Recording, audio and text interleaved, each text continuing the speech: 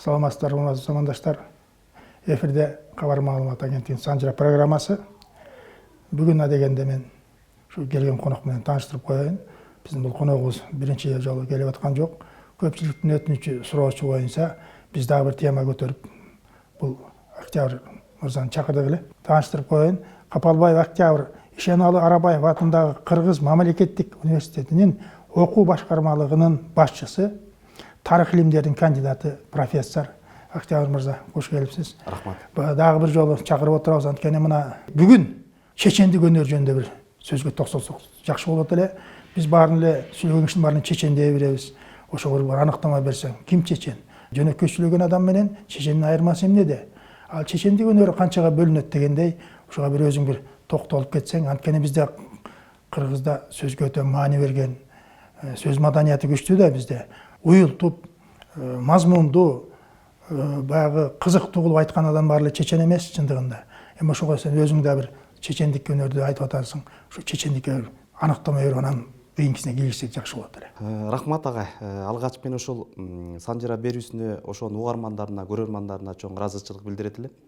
Себеп дегенде ошол биздин маданиятыбыз, сөз өнөрүбүз, көркөм сөз өнөрү, кызыл тилдүүлүк боюнча дагы көрөрмандар, угармандар ушуну бир өнүксө, өссө деп ошого салым кошкузу келген, ушундай үн уккузу келген биздин жарандарыбыз, атуулдарыбыз бар экен деген мени кубандырып турат да. Себеп дегенде бүгүнкү күндө ушул көп сөз жаман сөз болуп эле, көп сөздөн көрө иш көтөлүү деген мааниге өтүп эле бул дүйнөнүн кызыкчылыгына берилип кетпедикпи?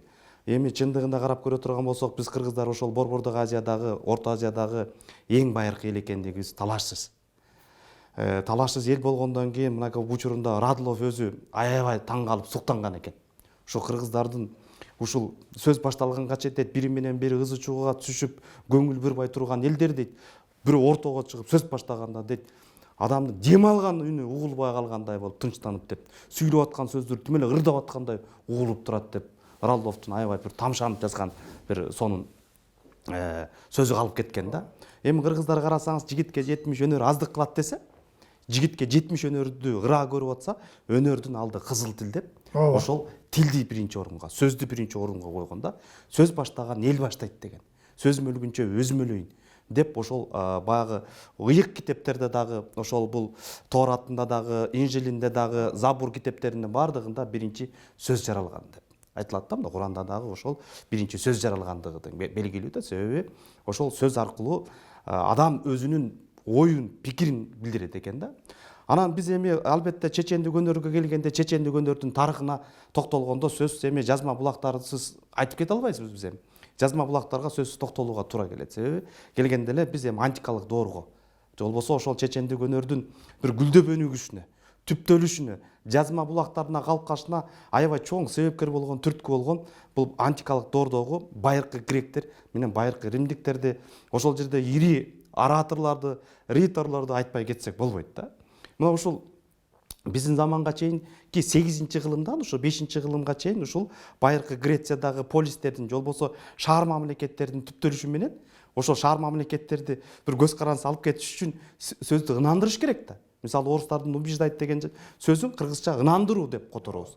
Ошол чечендик өнөрдүн негизги максаты эмне бул? Негизги максаты өзүңдүн каршылашып турган адамыңды, маңдай теске сүйлөшүп аткан адамыңды өзүңдүн оюңа ынандыра билүү, жеткиликтүү сүйлөө. Сиз айткандай туура эле көркөм, кооз сүйлөгөн сөздөрдү сүйлөп койсо эле бул чечендик өнөр болуп калбайт. Аристотелдин айтканы бар да, сөздү көркөмдөчү бул факт көркөмдөйт. Ошол ырас эмеспи, туура эмеспи деп айтып тура турган, ошол факты, аргументти, чындыкты далилдеп, түшүндүрмө берип, логикалык түшүндүрмөлөрдү берип тура турган болсоң, мына сөздүн көркөмдүгү ушул жерде да.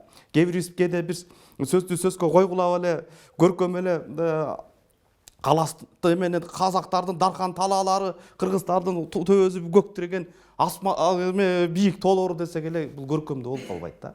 Сөз өзүнүн айтып аткан жерине жете бербейт экен да. Себеби ал жерде сөзгө канчалык көркөм, канчалык боек берилген сайын сөздүн таасири азайып кете берет. Мына кыргыздар мына ушул боюнча эми мына антикалык доордо башталды деп атабыз. Мисалы ошол учурда айтып атпайбы? Ушундай дейт, ошол байыркы Грецияда дейт, сөзгө ушунчалык маани берип калышкан, демос, демократия, ошол Грециядан пайда болуп атпайбы? Ошо элдин бийлиги, ошо элди өзүнүн сөзүнө, өзүнүн оюна элди ээрчитип кетүү менен бирге. Анан ошол жерде дейт, ушунчалык сөздүн күчүнө таянып туруп, жанагы көптөгөн нерселердин баардыгын тең өздөрүнө ыйгарып кеткендиги да белгилүү да.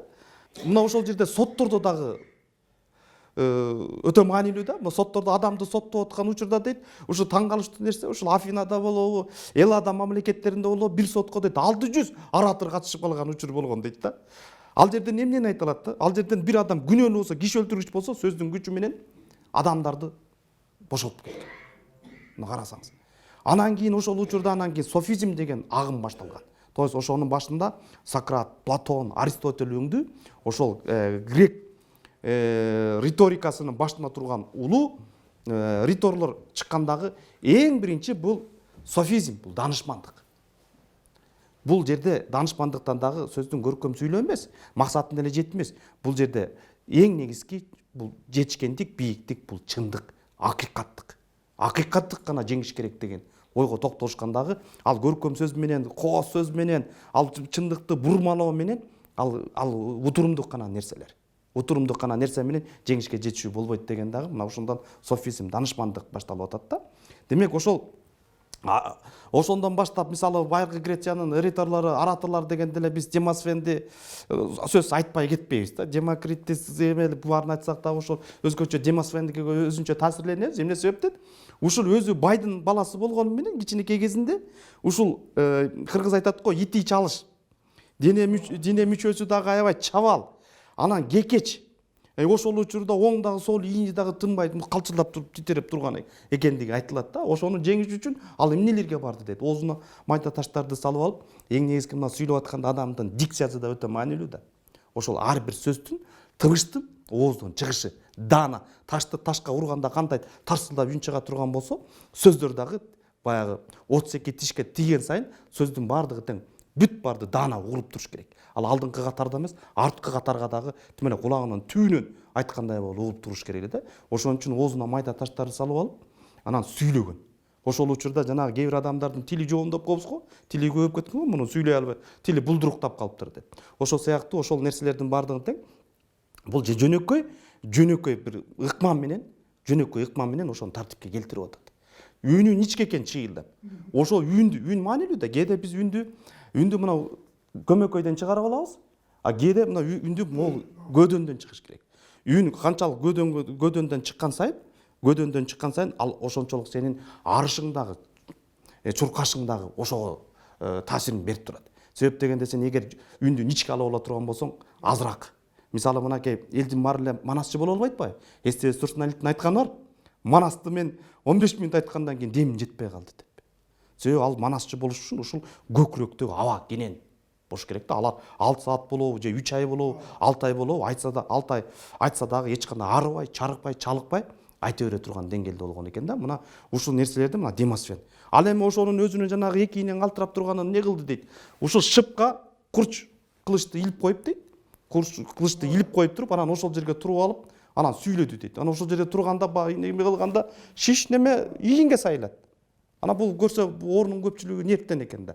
Мына ошентип алып бул өзүнүн жанагы өзүнө зыян алып келе турган жана адаттарын, орусча вредная привычка деп коет эмеспи, жаман зыяндуу адаттарынан кутулуп атат да. Демек, мен эми ошол биз эми көпчүлүк нерсенин баардыгын тең байыркы Грецияга байлай бербейин, ошол кыргыздарга алып келгим келип атат да. Мына ошентип ошол жактан өнүктү, жазылды, сызылды дейбиз. Мына биз эми бүгүнкү күндө кыргыз тарыхынын, кыргыз этнографиясынын, кыргыз маданиятынын туу чокусу деп Манас эпосун алып аткандан кийин Манас эпосуна сөзсүз барып кайрылабыз. Себеби Манас эпосун биз баатырдык доорго алып барып атабыз дагы. Манастан баштап, Манастын эгерде доор баатырдык доорго алып бара турган болсо, ошол баатырдык доордо дагы Манас баштаган топту, Манастын жанында жүргөн Бакай атабыз, Кошой болобу, Алмамбет болобу, Чубак Сыргак болобу, же болбосо Ажыбай болобу, ушунун баардыгы тең сөзгө өтө маани берген улуу чечен көсөм адамдар болгондугун айтсак болот экен да. Мына ушул жагдайынан алып караганда мына биз эми ушул чечендик өнөрдү биз категорияларга бөлүп көрели да. Бул эми өзгөчө окумуштуулар, мына философтор аракет кылып жүрөт, тилчилер, адабиятчылар аракет кылып жүрөт да. Бирок мына бирдиктүү бир пикир жок. Бул боюнча мен атын атабай кетсем туура эмес болуп калат. Сапарбек Закиров агайыбыздын, Жембай Муканбаев агайларыбыздын, тиги Белек Солтоноев атабызга окшогон таланттуу, чыныгы таланттар дагы ушул чечендик өнөрдү өзгөчө маани берип, өзгөчө орун кылып, себеп дегенде бул чечендик өнөрдү ошол антикалык доордон бери эле бул илимби же илим эмеспи деген маселенин үстүндө келген да.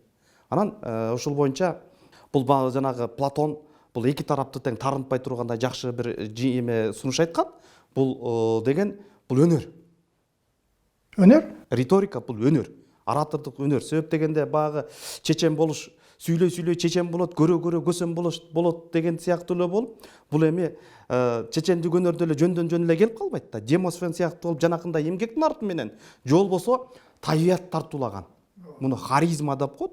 Алла Тааламдын берген белеги, Кудайдын берген белеги деп. Кээ бир адам эч кандай окубай, чокубай туруп эле кандай көркөмдүү, маанилүү, маңызды сүйлөп койгон. Мисалы биз ала турган болсок, ошо кыргыздарда Толубайды ала турган болсок, Жеринче чеченди, Акыл Кара Чачты ала турган болсок, Кет Буканы алалы, кече көлдөн чыккан Жети акебизди алалы, Куйручукту алалы, булардын баардыгы тең эч кандай биз айтып аткандай мектепти же консерваторияны же бир академияны бүтүшкөн эмес. Бирок алардын бир эле айтып кеткен сөзүн бүгүнкү күндө башка тилге которо албай биз кыйналып атабыз. Ушундай да чоң маселелер бар да. Анан мына акыл категориясына келгенде көпчүлүк ошол философтор мен ушуну төрткө неме кылып атам, бөлүп атам да. Мисалы эң башында бул даанышмандык, эң биринчи. Акыл категориясында даанышмандык турат. Эми бул боюнча муну сөзүбүз кургак болбош үчүн кыргыздын макал лакаптары менен муну далилдегенге аракет кылалы. Кыргызда бир макал бар да. Данышмандын тең түшү көп болот, теңи жок болот дейт да. Демек, данышмандын тең түшү көп, теңи жок болгондон кийин бир доордо бир эле данышман жаралат деген сөз. Бул Жети акенин ичинен дагы кимиси данышман экендигин дагы биз ордуна коюп койушубуз керек. Себеби акыл категориясы боюнча муну бөлүшүбүз керек да. Мисалы дагы бир макал бар. Даанага байланыштуу. Көп карын ичинде бала жүрсө, көп карын ичинде бир бала жүрсө, даана болот дейт. Көп баланын ичинде кары жүрсө бала болот дейт да. Карасаңыз, даанышман деген сөздүн биз эгер этимологиялык түшүндүрмөсүнө кайрыла турган болсок, даана деген эле сөз чыгып атат бул. Даана адам. Акылдын акыл. Себеп дегенде бул азыр тил категориясына киргенде айтабыз. Бул жерде даанышман бул деген ошо доордо бир эле жарала турган адам. Бир эгерде биз бир улуу инсанды ала турган болсок, эгерде Айтматовду ошол 21-чи кылымдын даанышманы дей турган болсок, болду, бир эле ушул сөз эле жетиштүү да. Аны Чыңгыз Айтматовду дагы бейнесин ачыш үчүн, дагы андан да мыкты кылыш үчүн кемеңгер көсөм десек, анда биз бузуп алган болот экенбиз да. Себеби ал этаптарды басып өтүп кетип калган да. Анан эми биринчи даанышман болду, экинчи кемеңгер деген. Манас эпосунда аябай байма-бай кездешкен сөз да. Карасаңыз, кемеңгер деген сөздүн уңгусу кем дегенден кетип атат. Мына сиз өзүңүз билесиз, тарыхчы санжырачы катары өзүңүз кайрылып жүрөсүз. Кем дегенде улуу кем, кичүү кем деп бул дарыяга байланыштуу нерсе. Кемеңгер бир сөздө эмес, кеминдин башында да турат, кемегенин башында да турат, кемпайдын башында дагы кем деген уңгу туруп атат да. Кем деген бул башат. Ал эми баа кыргызда дагы бир макал бар. Элдин башчысы болгуча суунун башчысы бол дейт да. Демек, суунун башында турган, демек бул кемеңгер деген Манас эпосунда кемеңгер кыргыз дейт. Кыргыз 72 урууданбы же 40 уруудан турган уруу бирикмелик союз болуп атпайбы? Анын артында туруп аткан бир нече уруулар туруп атат. Бир нече союздук уруулар. Ошонун башында тургандыгы үчүн. Ошол эле Манаска дагы кемеңгер деп айтат, кыргызга да айтат. Ошол эле учурда эки кеменжер деген, эгиз атын байлаган эмеге эр үрбүрүн дагы кемеңгер деген наам менен, даража менен айтып атат да. Демек, кемеңгер деп биз элдин баштап жүргөн адамдарды, 10 башы болобу, 100 башы болобу, элдин башында жүргөн адамдарга бериле турган, айтыла турган сөз экендигин биз ушул жерден аңдап атабыз да. Мына мисал менен келтирип атабыз. Андан кийин үчүнчү бул көсөм деген сөз бар да. Көсөм деген бул көбүнчө багы Совет мезгилинде Ленин атам ким айткан, Ленин атам айткан, элди көсөм деген сөз көбүрөөк колдонулуп келген болду Совет доорунда. Бирок бүгүнкү күндө көсө десе эле алдар көсөгө байлап коебуз да. көсө деген адамга мындай келип эле адамдын түзүлүшүнө карайбыз дагы муну сакалы жок болгондугу үчүн эле көсө дейт. Көсө дейбиз. Жок, андай эмес. Ушул жерден бир окуяны айтып кетким келип атат. 1989 жылы Чыңгыз Айтматовдун чакыруусу менен Кызыл автономиялык областынан атактуу белгилүү манасчы Жусуп Мамайды чакырышкан экен. Анан ошол чакырган учурда Чыңгыз Айтматов Бельгияга кетип калып, анан Түгөлбай Сыдыкбек баштаган жазуучулар союзунда кабыл алган экен. Анан кийин кабыл алганда анан кийин узбагы келет, Жусуп Мамайды аябай чоң сый урмат менен тосуп алышат. Анан эми сөз сүйлө деп анан кийин салтанатта чыгарып анан сөз берсе, анан Жусуп Мамай минтип сүйлөптүр. Урматтуу жолдоштор, урматтуу инилерим дейт экен. Деп баштаганда эле Түгөлбай Сыдыкбеков атабыз чыдабай кетип, ой Жусуке, бу эчеге чыгып калдыңыз дейт экен. Десе тиги киши туп карап 76-нын ашын жеп атам дейт экен. Анан десе Түгө чыдабай кетип айтат дейт. Ой, бу бизден бир топ жаш кичүү турбайсызбы? Десе анда тиги Жусуп Мамай сакалын сулап айткан турбай. Таң бардыңар эле арчылган жумурткадай болуп турсаңар, силерди кичүү экен дебедимби депчи. Мына ушул көсөгө байланыштуу нерсе да, бул эми анан көсө деген чындагында эле бул сакалга байланыштуу эмес экен. Биз изилдеп карап көрсөк, дагы бир макал бар экен. 1000ден көсөм чыгат. 100дөн акылман чыгат деп. Мына өткөн биз берүүдө биз баягы 1000ден тулпар чыгат. 1000ден тулпар чыгат, 100дөн жүйрүк чыгат деп айтып атпайлыбы? Карабайсызбы? Муну ошол дагы бул да жөндөн айтылып калмак. Демек, баягы акылмандан көсөмдүн жогору тургандыгын ушул макал эле өзү ырастап турат да. Ырастап турат.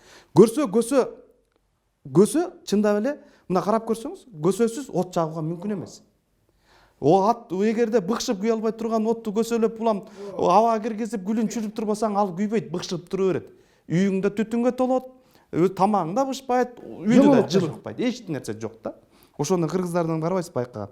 Ушул көсөм адамдагы унутулуп бараткан адеп болобу, унутуп бараткан маданият болобу, салттуу болобу, ошол нерселердин баардыгын тең улам эстетип турат экен, көсө сыяктуу кызмат көрсөтүп. Айланайын, андай болгон эмес, кыргыз анткен эмес, кыргыз мintкен эмес. Баягы эрдик кылып кой сойдуң, ит кылып төш тарттың дегендей, ушул маселелерди карап туруп, ушул маселелерде мына андай болгон эмес деп, баягы караңгыдан көз таап, капилеттен сөз таап бере тургандар мына ушул көсөм адамдар болгон экен да. Мына бүгүнкү күндө ошол көсөм адамдарыбыз жок, мына кыйналып калган жагдайыбыз көп болуп атат да. Себеби жаңы нерселер кирип атат, мына салтыбызгачы. Биз айтып атпайбызбы, баягы боекчу боейт десе, сакалын кошо боейт болуп, ошол өтө эгирип эргип кеткенибиздин арты менен мына ушул бүгүнкү күндө сиз деле көп көрүп жүрөсүз, жолугуп жүрөсүз дегендей, бул бүгүнкү күндө сулуу сүйлөп койсом эле, кооз сүйлөп койсом эле, эл алдында чыгып сүйлөп койсом эле, мен чеченмин деген адамдар көп да. Чечен адамдар көп боло берсин, ал жерде ичи таардык жок.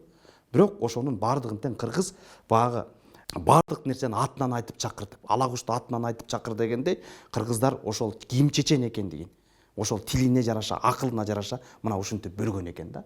Анан 4-чү акыл категориясында бул акылман турат да. Акылман адам деп кимди айтабыз? Акылман. Бул баягы кыргыздардын санскрит сөзүндө эң байыркы тилинде ман, бул адам деген эле. Мына ман, кен дегендердин баардыгы тең адам деген нерсени. Мисалы 8-кылымда киши деген сөз пайда болду да. Кече Енисей доорунда эле киши деген бул букара, көз каранды деген. Жосо кээ бир улам сөздөр жаңылып турат экен да, жаңыланып турат экен, жаңырып турат экен. Мына ушул маселелер бар экен да. Демек, мынакей биз эми акылман, акылдуу адам деп кимди айтабыз? Эгер ошол кетирген чекилигин түшүнгөн адамды, оңдогон адамды. Аны ал ошол бай тажирба, топтогон тажирбасы менен ошол табигат берген. Ушул жерде эки маселе бар да. Мен ушул эми көпчүлүк изилдөөчүлөр мүмкүн окумуштуулар макул болбой коюшу да мүмкүн. Алардын өздөрүнүн пикири, алардын өзүнүн иши дегенде, мисалы Манаста минтип айтылат да. Акылың бар, эсиң жок дейт. Эчтеме менен ишиң жок дейт. Карасаңыз, биз акыл эсти пайдаланып жүрөбүз дагы. Бул жерге келгенде, эмне акыл эсти бөлүп атат мына. Манасты Бакай атабыз дагы, керек болсо Алмамбет, керек болсо Ажыбай дагы Манасты тилдеп койгон. Жана Ырыспай Исаков чоң манасчы айткандай, Манас мен манаспын деп эле Манас дардайып отура берген эмес. Манас дайым эле Манас дагы өзү сөзгө өтө маани берген. Манас сөзгө маани бербесе, Манастын артынан эч ким ээрчибейт эле. Манастын чоңдугу үчүн эмес, Манастын эрдиги үчүн эмес, Манастын сөзү үчүн, сөзүнө тургандыгы үчүн мына анын артынан ээрчиген. Мына биз билебиз, Манастан чоң, Манастын күйөө баласы Жар Манас, Манастан 1,5 эсе чоң болгон. Жар Манас.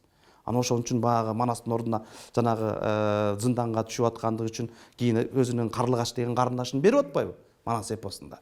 Ошол мен ордун мен үчүн сен зынданга түштүң эле, мынакей менин карындашым алып экөөбүз туугандаш алды деп. Демек ал Жар Манас чоң болуп атат. Демек адам кыргыздар же болбосо деги эле адамзат же болбосо жаамат деги эле ошол сулуу сөзү үчүн эмес, мыктылыгы үчүн ээрчибейт экен да. Ошол сөздү түшүнгөндүгү үчүн. Элдин артынан сөз ээрчите ала тургандыгы үчүн мына ээрчиткен экен да. Ошон үчүн бул жерде акыл менен эсти бөлүп карап атканым ушулда, акыл деген жараткандан берилген 12 жашка чейин эле берилет экен. Мына карасаңыз 90го чыккан данышман адам дагы кээде бала кыялданып кетет. Бала кыялданып кетет. Тай миниңизи келип кетет, чүк ойногусу келип кетет. Бир жаштардын бир кичинекей бир топтошуп алып кызыктуу нерсе кылып атса, аты эсти келип кетет. Менде ушинтип элек, тигинтип элек деп бала чалпоо кыялы козголуп кетет да. Демек ал жан дүйнөсүндө 12 жаштагы акыл турат. Ошол ойногон, ошондо ойногусу келет, жаш болгусу келет. Ал эми эс деген бул менин оюмча бул тажрыйба. Акылың бар, эсиң жок деген. Сен баягы көргөндөн көрөлең көп. Ушул маселелерди түшүнбөйсүң дегенди Манаска айтып атат. Акылың бар, бирок эсиң жок. Себеби эсиң деген мындай нерсени башыңдан өткөргөн эмессиң. 40 урууну чогултуп сен мурун курултай өткөргөн эмессиң. 40 урууда 40 ою чыгат. Жаказы башканын жаны башка, түтүнү башканын түйшүгү башка деген кыргыздагы айтылып келгендей сөздөй бардыгы эле биздин айтып аткан нерсе элдин баарына жага бербейт. Бирөөнө жакса, бирөөнө жакпайт. Антипатия, симпатия, эмпатия деген маселелер бар да. Актер мырза. Биз ошол эле Калыгулда бар. Калыгул Олия деп атпайбызбы? Бул акылман киши болгон, алдына көрө билген десек болот. Ушул иш карып калганда аксакалдар чогулуп сүйлөшүп атпайбы? Сиз эл жыгылып, жер кыдырып жүрөсүз. Сиздей кишилер чыгабы? Жаштардан чечен барбы же беш эл калдыбы? Кимдерди биз чечен деп айта алабыз? Сиздин ордуңуздарда башчы киши барбы деп айтканда. Эми биз ошол жана биз жети аке деп атпайбызбы мисалы үчүн? Ошо жети акенин кимиси чечен, кимиси акылман, кимиси данышман деп түшүнөбүз. Эң сонун суроо болду да, агай. Мына ушул маселелерде жана мен башында айтып өткөн авторлор аябай аракет кылган бөлгөнгөчү. Эми жанагы акыл категориясынан эгерде мына тилдигине бөлө турган болсок, ошол эле Белек Солтоновдун, Закиров агайлардыга бөлө турган болсок, булар 4кө бөлгөн. 4кө конкреттүү түрдө бөлүп жүрөт. Акыл чечен, көрөгөч чечен, тил чечен, анан кургак чечен деп. Кургак чечен. Эми акыл чеченди айтып көрөлү да. Акыл чечен деп бул баягы адамзат жумуру баштуу, айры буттуу адамдын оңой менен келе бербеген. Булар көп сүйлөбөйт. Булар эч көп сүйлөбөйт да. Жанакындай оюн тамашага да кошулган эмес да. Мына жети акенин ичинен Сартаке ушундай нерселерге кошулбай, мындай өзү оор салмактуу киши экен. Улам ары капталына карап, бери капталына карап жатып, ошол жанакындай аш тойлорго келгенде, курултайларга келгенде жан баштап жатып, өзүнүн кыялы менен, өзүнүн ою менен алышканды жакшы көргөн адам болгон дейт да. Демек мына бул жерден караганда, эгер Манастагы Бакаятан ала турган болсок, Манастагы эле Бакайдын сөздөрүн алып туруп, өзүнчө сонун кылып китеп кылып жаратып койсок болот эле да. Бул иш кылынбай жатат да. Мына бул жерде Манаста Бакаятта болсо, жети акенин ичинен акыл чечен. Мынакей бул Сартакеге таандык да. Ал эми ошол эле тиги Сартакеден сурайт эмеспи? Тиги сиз акыркы күндөрү тилешим деп эле тилешти оозуңуздан түшүрбөй калдыңыз. Эмнеге? Сыры эмнеде? Дегенди айтып атпайбы? Балдар деп мынтип атпайбы? Балдар тилешим деп айтканын себеби бар деп. Тилешим деп айтканы бул тилешим деген бул тилешим деп күндө жанынып аткан меники эмес. Же болбосо тиги Тилекматтын балдарыныкы эмес. Бул кыргыздын энчизине жаралган деп. Анан тилеш деп айтпаганда кимди айтам деп. Мында акыл да бар, мында тил да бар деп айткан экен да. Себеби мына тил чечендикте, тил чечен күн айтса күн чарчабаган, түн айтса түн чарчабаган. Уккан нерсесинин бардыгын тең угуп аткан адамды өзүнө арбап алган. Өзүнүн сөзү менен тартып алган да.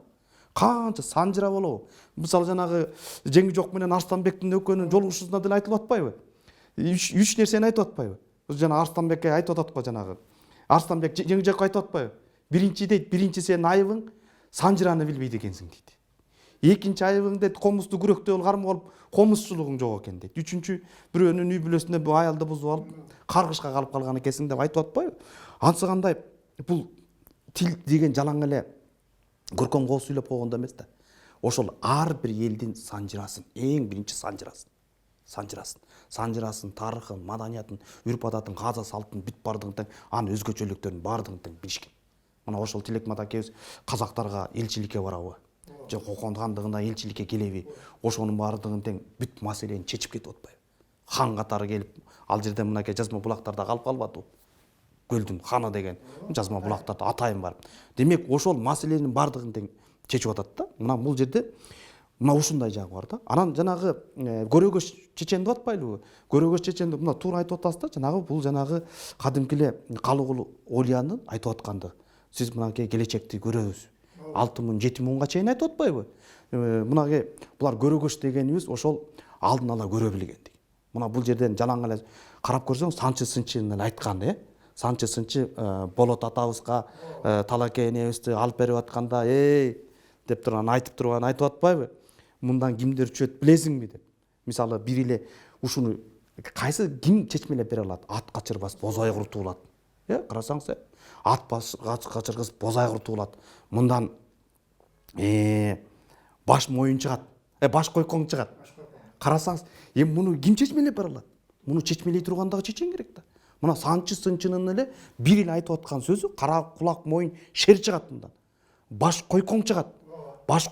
Ат качырбас бозайгыр чыгат деп айтып атканы муну айтып атат, Мына ушундан ат качырбас бозайгыр дегени көрсө кимиси келет ошонун баарын батырган.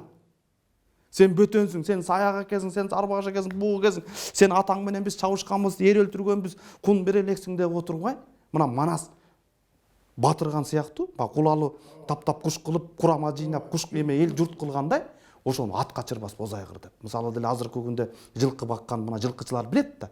Кээ бир айгырлар кандай болуп, качан, жай келеби, күз келеби, бээлерин келеби, байтал келеби, баардыгын тең ала берет. А кээ бир айгыр бар, чунаңда эле аны тепкилеп, кубалап, жардан алыс качырып өлтүрүп салат да. Мына адамды дагы ошол жылкы мүнөзгө салыштырып аткан ушундан да. Карасаңыз, мына ушул жерден келип Санчы Сынчынын айтып аткан, Толубайдын айтып аткандары ушундан да. Ушул нерселерден. Бул жанагы 7 муунду айтып атат. Менден ким чыгат дегенде сенден ушулар чыгат. Деп ал төрөлө элек, ал элек. Ал аялды ал элек. Ал элек жатып эле мынакей 4-5 муунун акырында барып туруп сен тукумуңан тиги усталар чыгат деп атат. Болоттун тукумун айтып атат. А усталар чыгат дегени азыркы заманда көрсө инженерлер, окумуштуулар. Бүгүн алар сарбагыштардын урусунан алып биз ошолорду көрөбүз да. Ошолорду көрүп жатабыз да.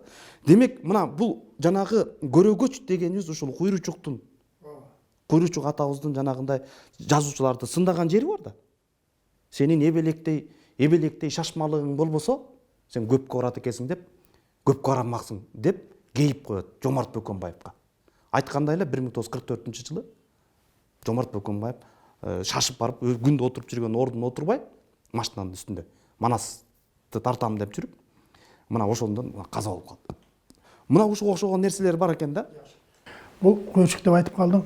Куйручук өзү бул куудул эмес. Көрөгөч киши болгон, акылман киши болгон. Муну саяктын санжырасында, өзүң да саяксың да.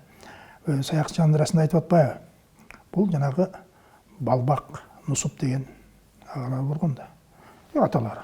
Ушу Балбак баатырчылык кийин казактан нуу жеп келип анан өлбөдүбү? Ошо Балбактын колдогону Көкбөрү дейт. Карышкыр болгон. Анан айтпайбы? Балбак өлгөндө Көкбөрү дөңгөчү улуу туруп ылдыйкага кирип кетти дейт. Ошол аяк Куйручуктун айылы экен да. Кийин айтып жүрүшпөйбү саякта? Куйручукка Көкбөрү кезиккен экен деп жүрөт да. Бекер эмес да муну колдогону. Мына ошондон жанагы жеке эле бул куудул эмес, бул көрөгөчтө киши болгон да, алдын ала айткан киши болгон. Мына жана Сартаке жөнүндө айтып калдык. Урматтуу замандаштар, биз кыргызга, биздин барктууларга жакындайлы. Бул көркөм сүйлөгөн эмес, мазмундуу сүйлөгөнү, ойлуу сүйлөгөнү, отурумдуу сүйлөгөнү, бул сөзгө маани бергени, бул элге окулуктуу болуп атпайбы? Мисалы үчүн бир эле окуясын айталы. Баягы Сартаке тойго барып отурса, жаштар өзүнчө сүйлөшүп отурушпайбы?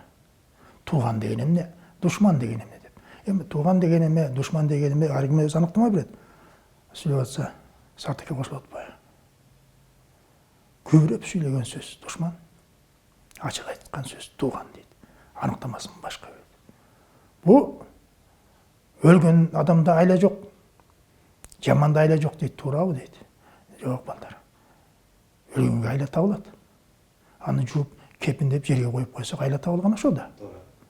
Жаманды жорго мингизип, торко кийгизип, барктасаң да жамандыгын калтырбайт. Жаманга айла жок дегенде.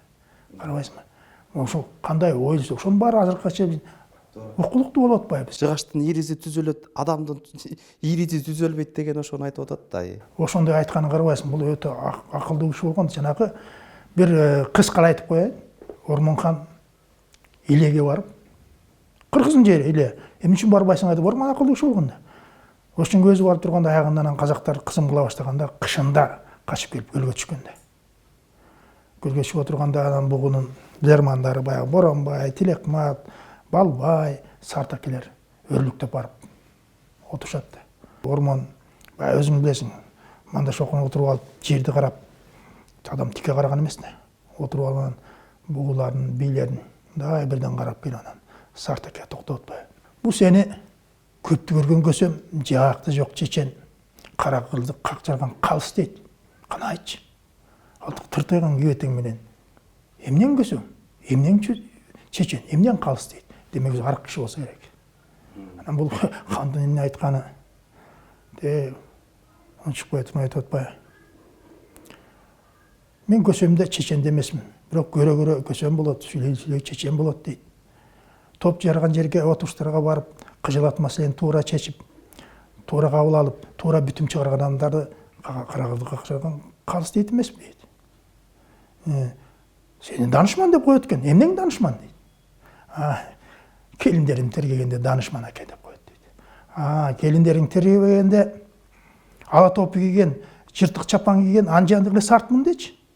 Эгерде сен анжандык сарт болбосоң, акылга март болсоң, мен бир табышмак айтайын, таап көрчү. Тапсаң бул Боронбай алып келген жылкынын баары сеники болот. Таппасаң ушундай жылкы кайра айдап келесиң дейт.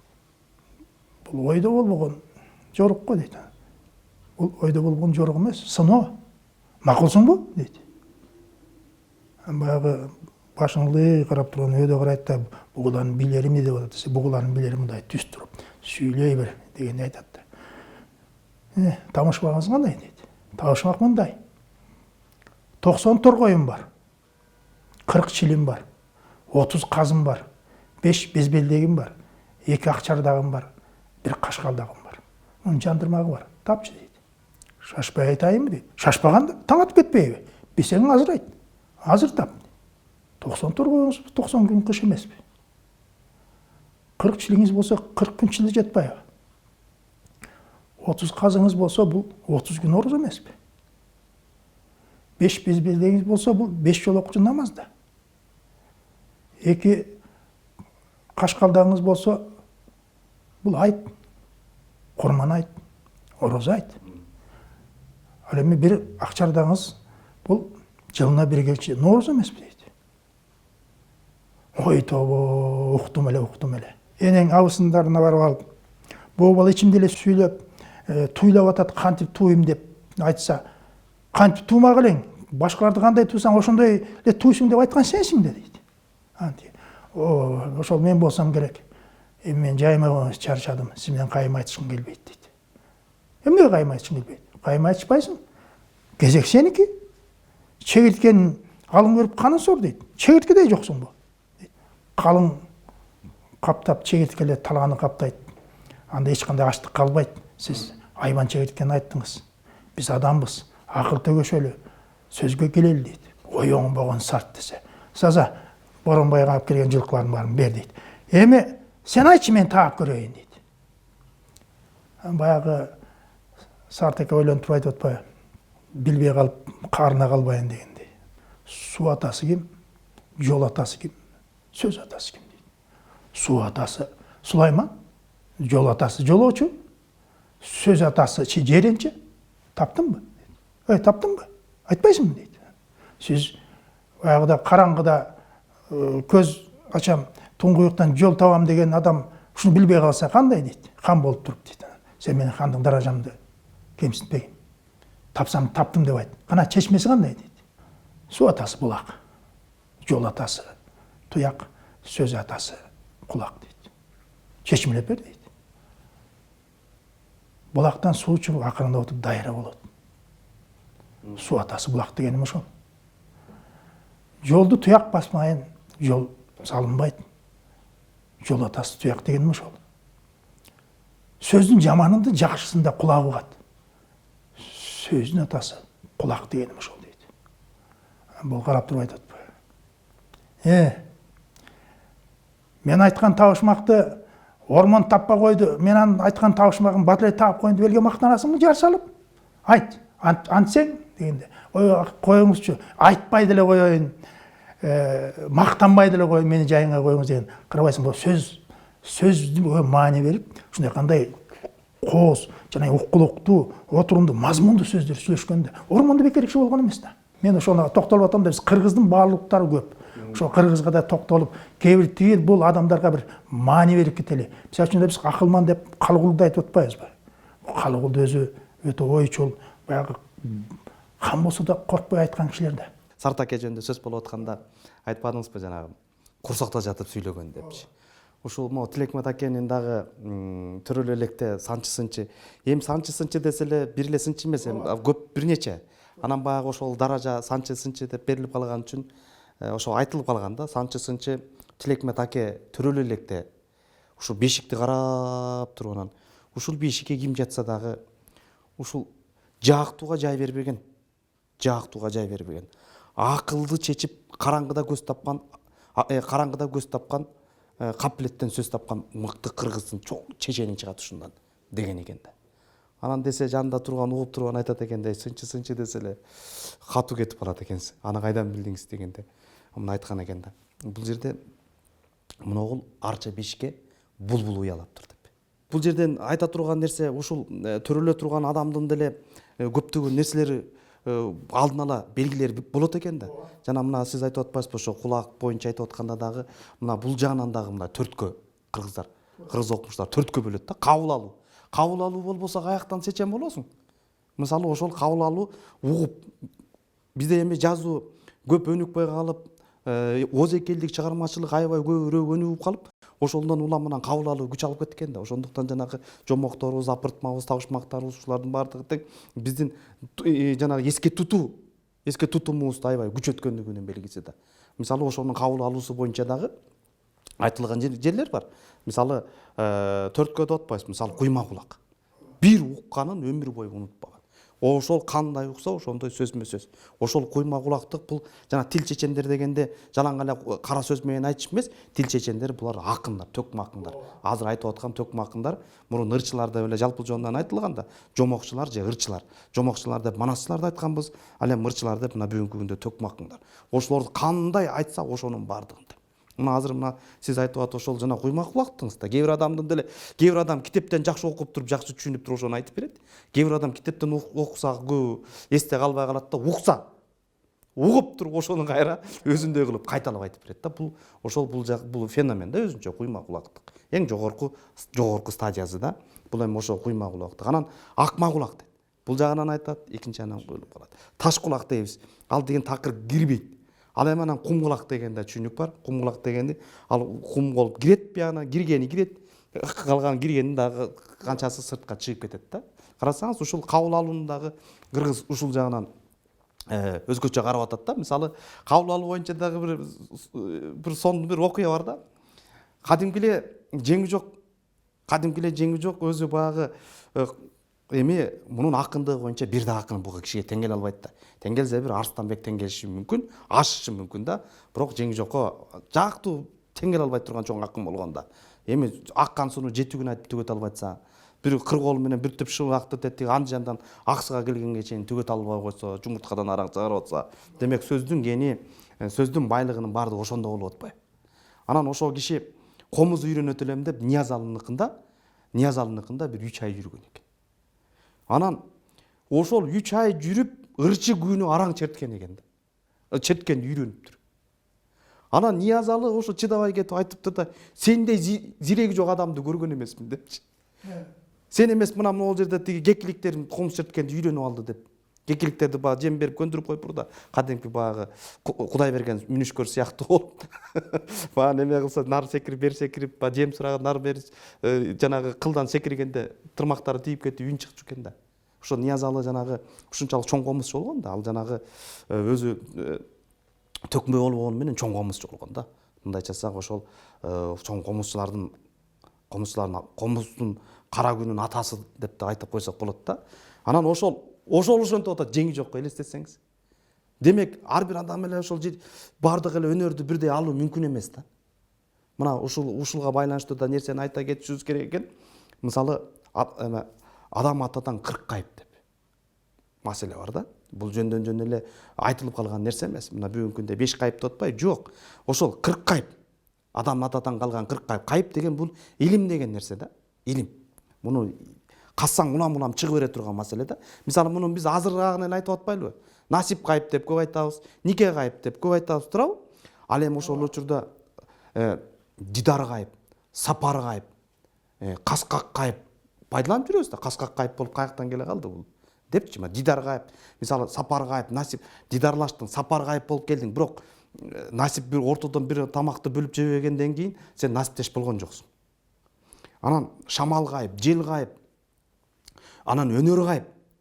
Бир энеден, бир атадан 5 бала бир тууган чыгып атат, 5 баланын 5 балага башкача өзгөчөлүктөрү бар да. Карабайсызбы? Бул жерден дагы өнөр, өнөр. Анан ошондон дагы илме кайып деген дагы бар. Илме кайып бул жанагы Жудакин деген Карасаевдин сөздөрүндө дагы, сөздүктөрүндө жүрөт. Илме кайып деген нерсе карасаңыз, мисалы, ошол бүгүн айтам деп келген нерсеңди бир жерге барып айтам деп келген нерсеңди айтпай башка нерсени айтып алып кетип каласың. Азыр эле айтам деп турган ой учуп кетет.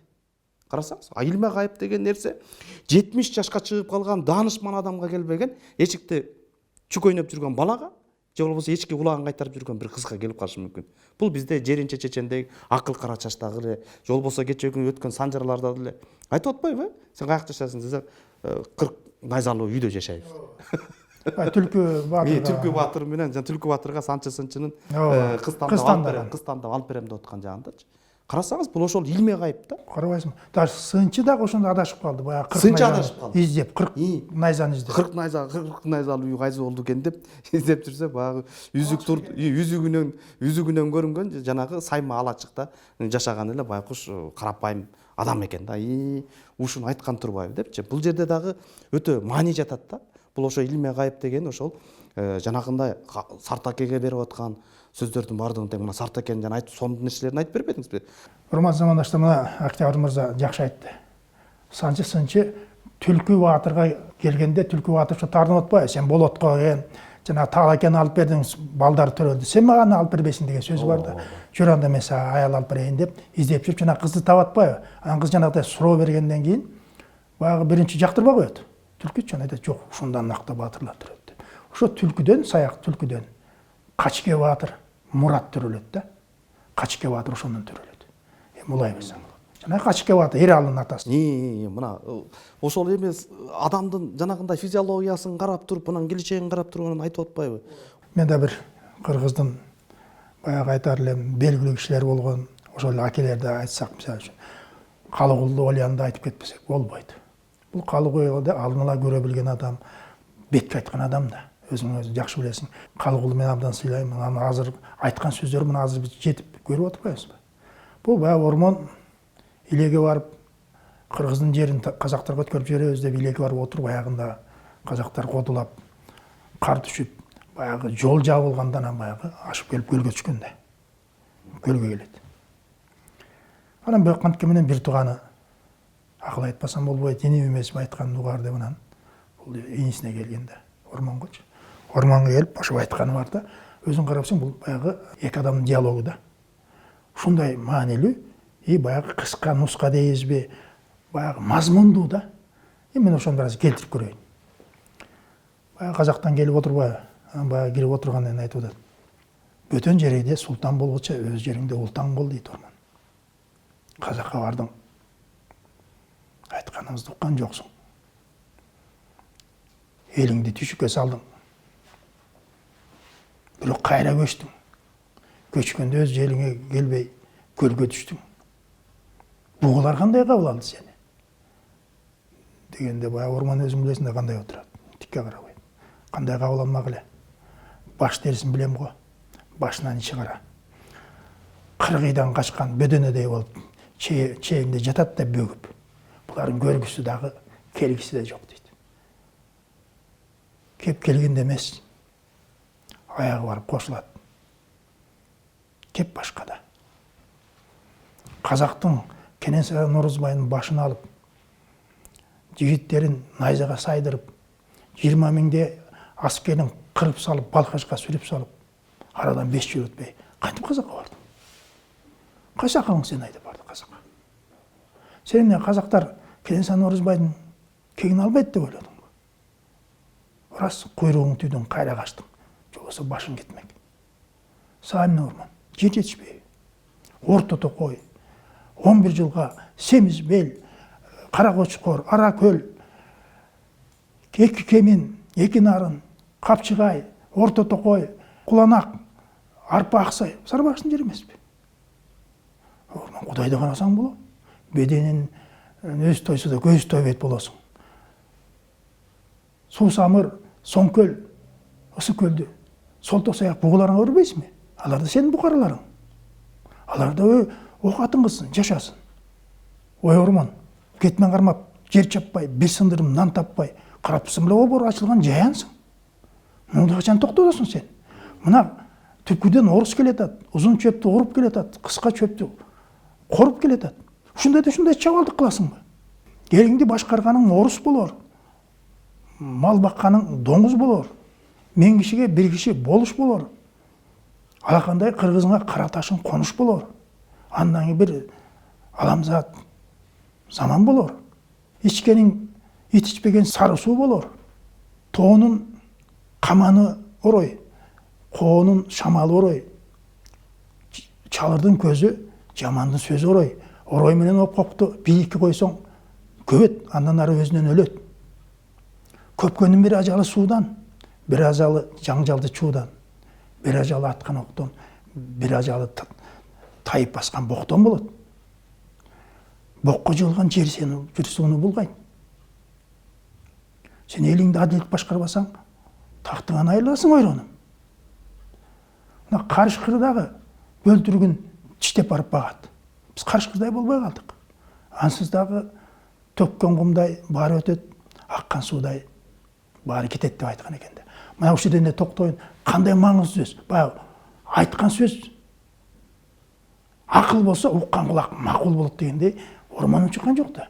Кийин өлөрүндө айтпадыбы?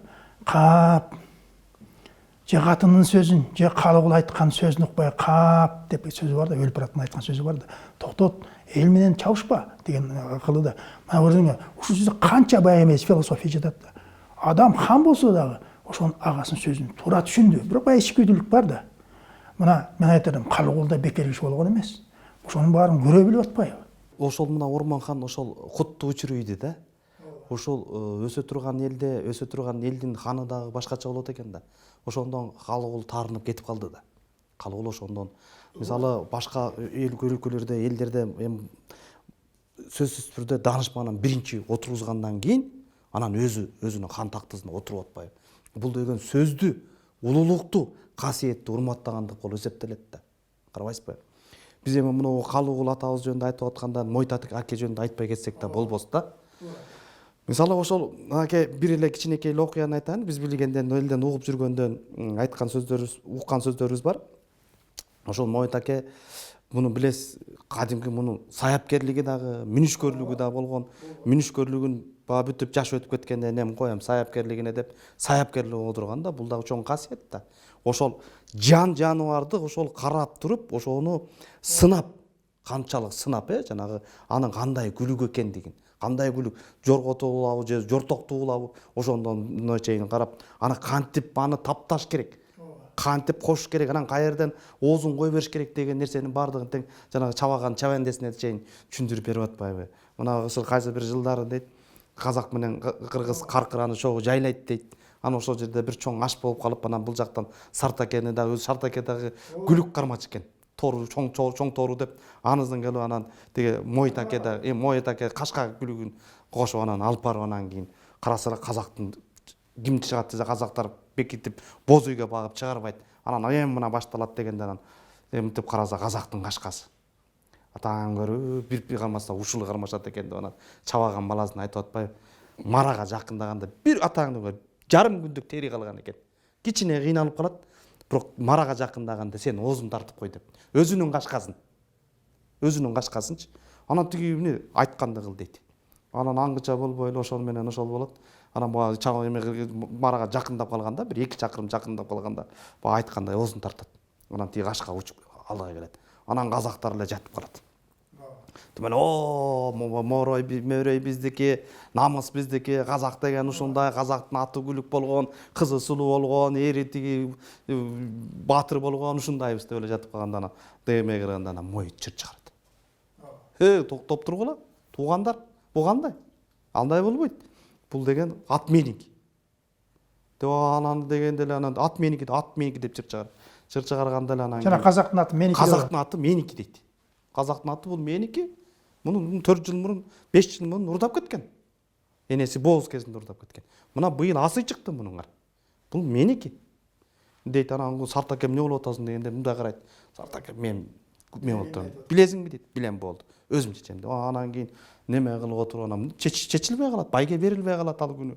Анан кийин ошол жылда 90дан ашып калган казактын бир чоң аксакалы бар экен. Азыр эсимен чыгып кетти. Аксакалын чагалтыртат экен. Ал казак менен кыргызга бирдей таанымал болгон, кадыр баркка арткан киши экен. Калыс адам экен. Анан ушул маселени чечип бериңиз. Кыргыздын бир байы келип алып, мына ушинтип аты экинчи калып калса чычалап, бул байга ат меники деп атты талашып атат дегенде, анан бу далилиң барбы дейт экен. Далилим жок дейт экен. Анан кантип далилдейсиң дейт экен. Атың жок болсо, далилиң жок болсо кантип далилдейсиң дейт экен. Кандай деңгээлдеги тапшырма бергиле, мен ошону аткарам деген экен. Андай болсо мындай болуп турду. Анан кийин анан илгери көгөнгө козуларды байлап кой саатчу экен. Анан көгөндөн 5 коз алып келген. 5 козу көгөн кой өргөн эмелерди жайылып жүргөн козуларды алып келиптир. Анан 5өөнү эме кылат экен, көгөндөтүп туруп анан эми жайылып жүргөн койдун 5 энесин тагып кел дейт экен. Анан дегенде муну эч ким аткара албайт да. Жөнөкөй ким аткарышы мүмкүн эми? Азыр көгөндө өзүңдүн малыңды эмес балаңдарың таанып калган заман болуп калган учурда анан кийин анан баягы атка минип алып анан кетет экен Садыр акебиз, Сарт акебиз. Аябай атаң эмне болот экен, бул жагы кыргызга бай кези менен курусун эки эл чабышып кетпесин да. Ал киши дагы ойлоо киши ойлонуп отурат, аягандай бүткөнүн мүмкүн билип атат, мүмкүн билбей атат, бирок кайгырып капаланып отурат. Анан дегенде атка минип анан Мойтаке атка минип кетип барат анан. Эмне койлорду мен 5 койду көгөндөтүп коет да. Козуларды мен өзүм алып келмекпин. Ма жигит кошуп бергиле. Алып деп анан кийин барып анан 5 койду карап анан кийин барып жайылып жүргөн козулардан тигини эң, муну эң деп анан койлор менен отуруп алып анан 5 койдун козуларын алып келген экен дейт.